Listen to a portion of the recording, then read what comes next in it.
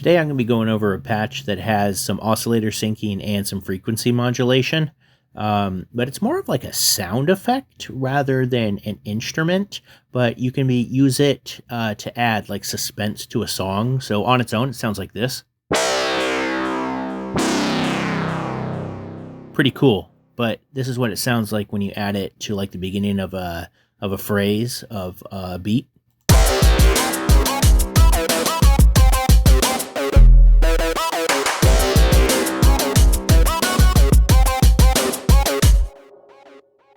You could add it as like a filler, almost like you would with a crash, but it adds like this kind of dark suspense to a song. So with that, let's go ahead and get started. We're going to build this from the ground up, and I'm going to be explaining things as I go along, because there's actually quite a bit going on here. Let's start with a fresh modular, and I'm just going to put in all the modules, and then we're going to start plugging things in and going over some of the stuff that's actually happening. So here is 3 waveform generators. We want to do 2 envelopes, 2 Dadzer envelopes. I need a filter in here. Vintage ladder. Nah, let's do the resonant. I need a 3-input mixer. I'm going to put the oscilloscope in here. And then a effect, go to delay. Okay, so these are all our elements. Let's start plugging stuff in, and then I'm going to start going over some of these definitions and stuff that's going on. So control voltage into our oscillators so they are all synced into whatever keys that we're hitting. I'm going to plug these 2 in first into the filter. These 2 are going to be the only oscillators that are actually making noise. This is going to be used as a control unit, which I'll get to in a minute. Let's plug these into our filter. And then, so this top envelope, this is going to be our amp envelope. This is just strictly controlling volume. So a shortcut you can do is to just plug it straight into the volume modulation port. But doing this, it makes the oscilloscope pretty much kind of go wild. So watch. If I go here and we plug this in,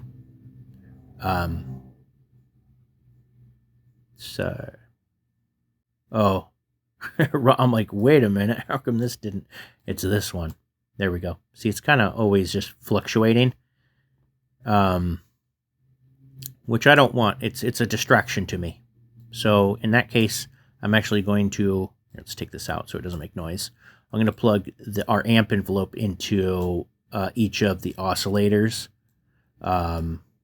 This way, this is only going to trigger once the notes are being played. So look, if we plug it in, it doesn't do anything until we hit a key. See? So for that reason and that reason only, I am plugging this in, and it creates a little bit more clutter, but I don't really care. So let's go ahead and plug this into here. So now we have some sound. Let's see here. Okay, let's add some harmonics. Let's put this to a saw. This to a square. Pretty disgusting sound. Not too interesting. But things start to get interesting when we use the first oscillator to sync the second oscillator. So what does that mean? Well, for in the meantime, let me just unplug this because it's easier to understand with just one. What this is doing, this oscillator is controlling basically the speed in which this oscillator does its cycles. So when they're both going at the same speed, nothing happens. So let me plug this into the sync and listen. Nothing's happening. Even when we bring it up an octave, sure, the sound changes, but you're not hearing the actual effect. Now let me show you what the effect sounds like, and then I'm going to explain a bit more what's going on.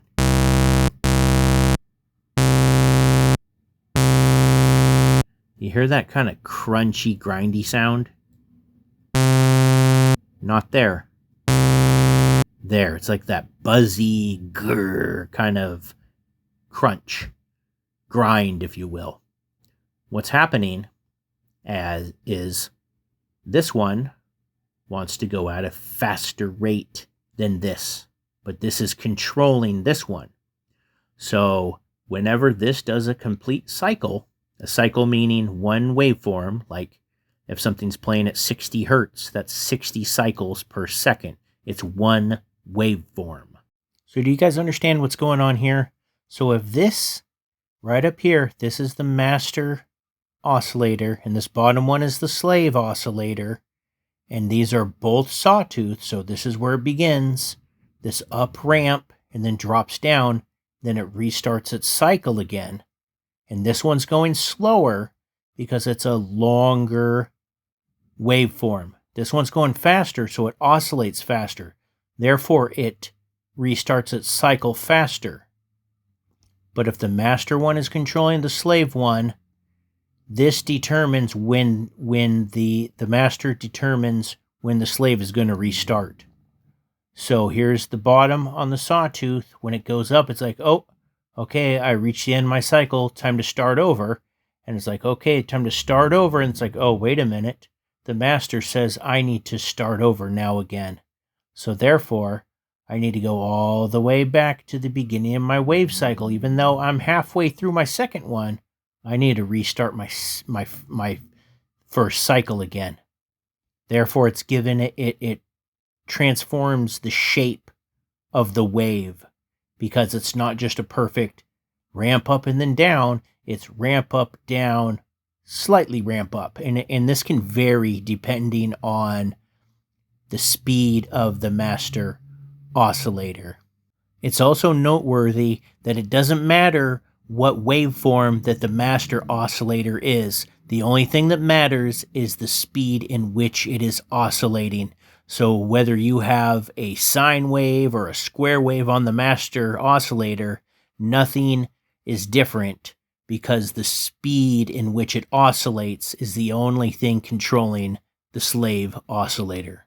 Now this only works when you don't use perfect 12 steps. With 12 steps, you're not getting that grind. The second you deviate from it, you get that buzzy sound. Now it also doesn't work when you use fifths, meaning 7 steps up. So if this is 12 steps up and I minus 5, this is 7 steps. You're not getting that grind noise. See the difference? And don't use just perfect 12 steps. There's 24 steps. This won't work. You're not getting that grind. There's that grind when you deviate from it. So play around with the different steps to get different results. Let's go ahead and plug the second one in. And I'm going to sync this one as well. And I'm going to show you something kind of cool. So this is a cool effect you can use with our second envelope. I'm just going to call this the filter envelope, even though we are going to be controlling the pitch with it. We're also going to be controlling the filter as well. So if we take this, put it both into our pitches, bring them up, and we do something like a long attack. Here, let's bring these both to 1. I'm going to bring this to 3 and this one to 5. Now listen. Let's give it a sustain down, long sustain down. Cool little effect you can do with that, but that's not what we're here for today. What I want to do is create not something like that. It's the one where it's just a fast, sharp attack and a slow decay down, like you would hear in an effect. So to do this, we want sustain all the way down on our amp envelope and a long decay, fast attack. Notice how the sound goes away now? Okay, so I don't want this attack anymore. But what I do want is that long decay and the sustain. Let's listen. Pretty Space Invader-y. But I don't like how the sound just ends. I want to have a tail with it. So with that, I'm going to add a release to this. Now watch what happens. It's not going to sound good. That's because our filter envelope isn't hanging on as long as the note is. So this note is just, it can be called maybe a naked note because the effects of the pitch isn't staying with it. Now watch what happens when we bring it up to match this. This is a good rule of thumb, is to always kind of match the amp release, both releases. Sticks around with it. Now remember that the amp envelope is king. This controls the volume. With no volume, this basically means nothing. So if I bring this down here, the volume is in control. So let's just keep that there. And I want to add like a little whop sound. To do this, you can add a fast attack to it. So listen.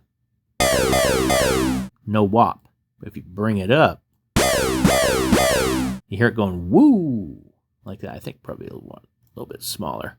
I'm actually going to detune these too by like this. Hear how that sounds. Okay. So what do I want to do now? I want some more grit in here. I want some fuzz. To do this, I am going to use this oscillator to FM the second one. So in this case, this is the leader. This is the follower as far as the hard sync, because this one controls. Sometimes it's called the slave and the master, because this one determines what this is doing. So this is being a slave to that one. But in FM terms, this is the modulator, and this is the carrier, because it's carrying this that's doing the modulation. Now that we have this plugged in, listen to the grit. Let me unplug this.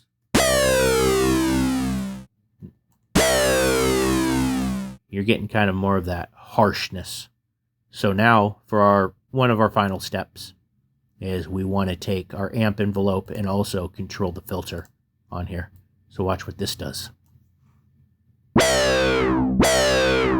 Pretty much cuts it out. It cuts all that kind of harshness out. See how this is so much brighter and sparkly? This makes it darker, more rounder, but it still has that bright beginning. So one of the last things that we want to do is do the delay. Now the delay can be a bit tricky at first because you think, oh, I'll just plug it in and take it out. But that's not really how it works. You got to feed it back into itself. That's why I use the 3-input mixer.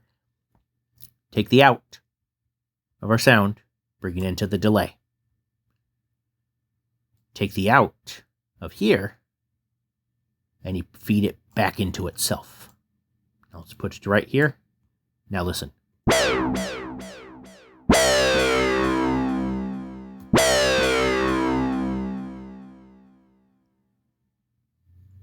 You can make the sound darker.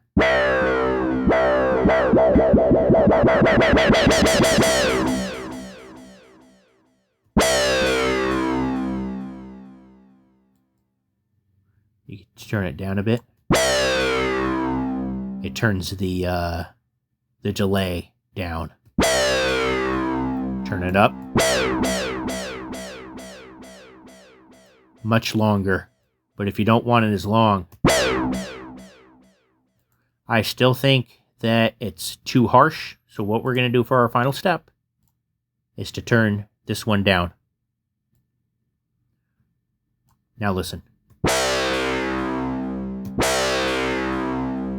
Once again, I'm going to turn this up. Too much of that woo sound, too bright. I don't want that. So let's put this about halfway down. Let me bring this back up to regular.